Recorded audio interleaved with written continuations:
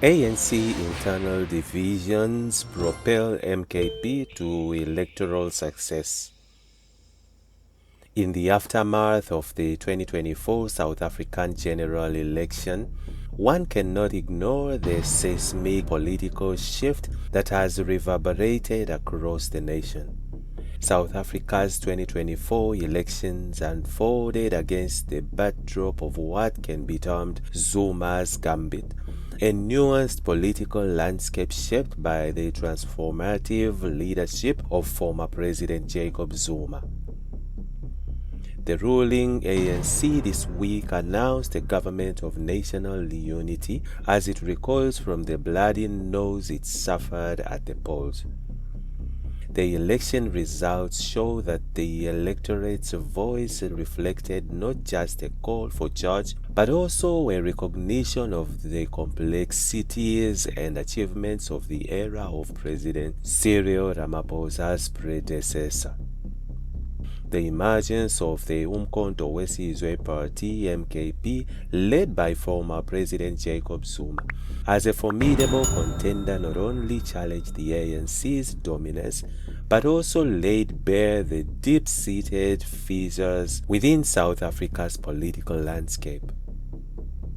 This electoral upheaval underscores a critical juncture in the country's post-apartheid journey, prompting a sobering reflection on the state of the ANC and the evolving dynamics of South African democracy. At the heart of the MKP's meteoric rise lies a confluence of factors, chief among them being the ANC's internal discord. Over the past decade, the ANC has grappled with functionalism and leadership crises, which have eroded its unity and sowed seeds of disenchantment among its rank-and-file members. The failure of the ANC leadership to address the pressing needs of its supporters, coupled with allegations of corruption and perceived disconnect from the grassroots, has created a fertile breeding ground for alternative political movements like the MK Party. Central to the MKP's appeal is its ability to tap into the ANC's traditional support base, particularly in provinces like KwaZulu-Natal, KZN, and Mpumalanga. The disillusionment of ANC loyalists, exacerbated by the party's inability to deliver on its promises and the personal grievances of figures like Zuma, has propelled a significant shift in voter allegiance. Zuma's charisma and political acumen have played a pivotal role in mobilizing support for the MK Party, presenting it as a viable alternative to the status quo. Moreover, the MKP's success cannot be divorced from the broader socio-economic realistics facing South Africa. High unemployment rates, persistent inequality, and a lack of basic services in many communities have fostered a climate of discontent and disillusionment with the ruling party. The MK Party, adept at exploiting these grievances, has positioned itself as a voice of the marginalized and a champion of change. The electoral triumph of the MK Party has not only dealt a blow for the ANC's hegemony but also heralded a new era of coalition politics in South Africa. The ANC's internal divisions and the rise of alternative parties has forced a reconfiguration of power dynamics, necessitating alliances and compromises to govern effectively. This shift towards coalition politics reflects the evolving nature of democracy in South Africa, where pluralism and diversity of voices are increasingly shaping the political landscape. However, amid the euphoria of electoral victory, the MK Party faces formidable challenges on its path forward.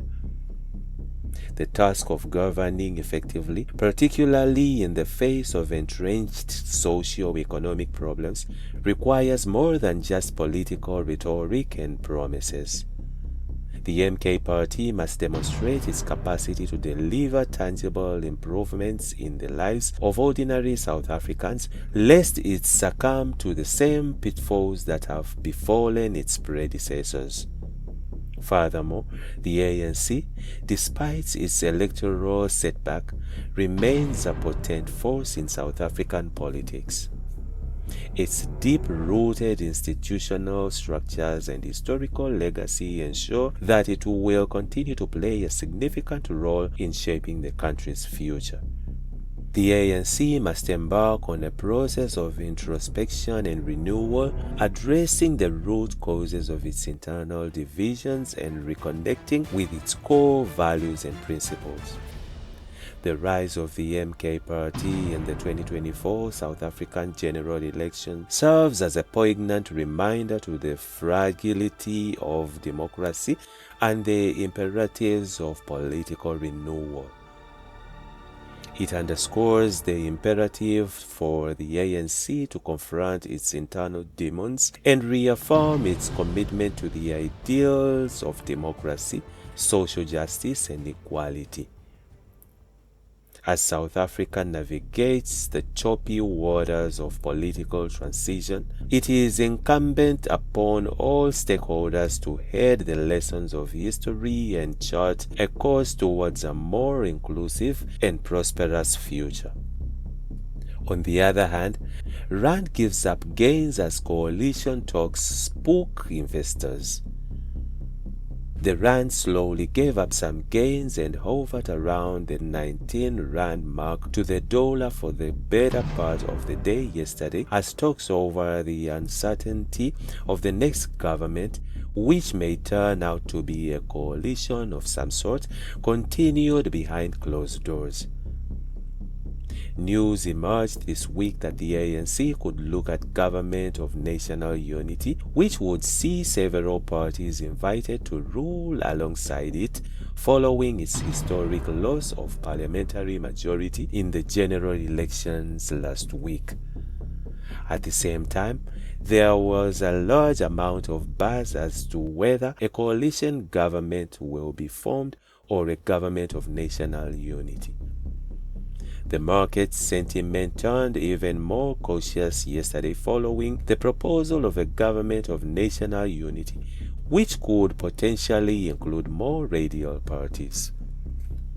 The JSE yesterday closed slightly higher, with the all-share index rising 0.4% to 77,115 points, largely driven by Goldfields, Pan-African Resources, Kumba Iron Ore, Richemont, and AB InBev among the top 5 performers, while Thungela Resources, Spar, Motors Holding, Old Mutual, and Sun International slid.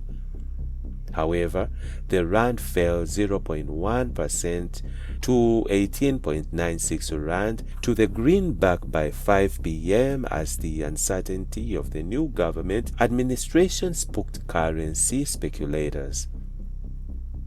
As the markets await an outcome, Anchor Capital's co-chief investment officer, Nolan Webner, said there was not much happening to unsettle the Rand or the JSE, except for local factors, although an interest rate announcement by the U.S. Federal Reserve, FED, could see some dollars weakness. Webner said that the Rand was a good measure of what the market was thinking. A government of national unity raises some concerns within the markets, as they are generally quite unstable and are fraught with the challenges of keeping unity between vastly different political views, he said. The economy is not in a position to withstand further pressure from politicians, and investors are fearful of coalitions that are negative for the country's economic outlook.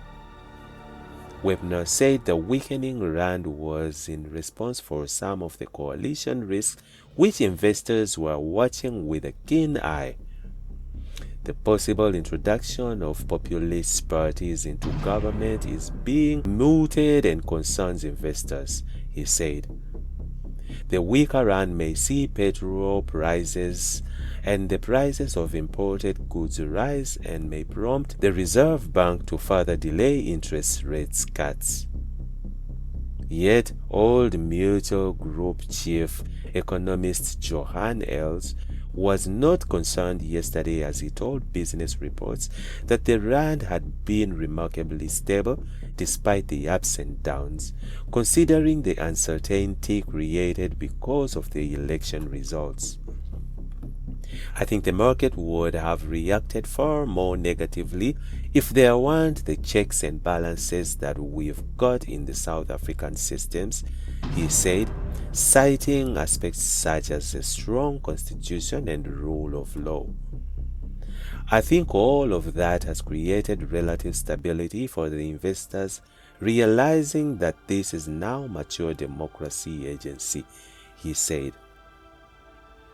Els added that there may be volatility in the currency in the stock market over the next few days until we have clarity of whether it's a government of a national unity, who's included, whether it's a minority government or whether it's some kind of coalition and what type of coalition it might be.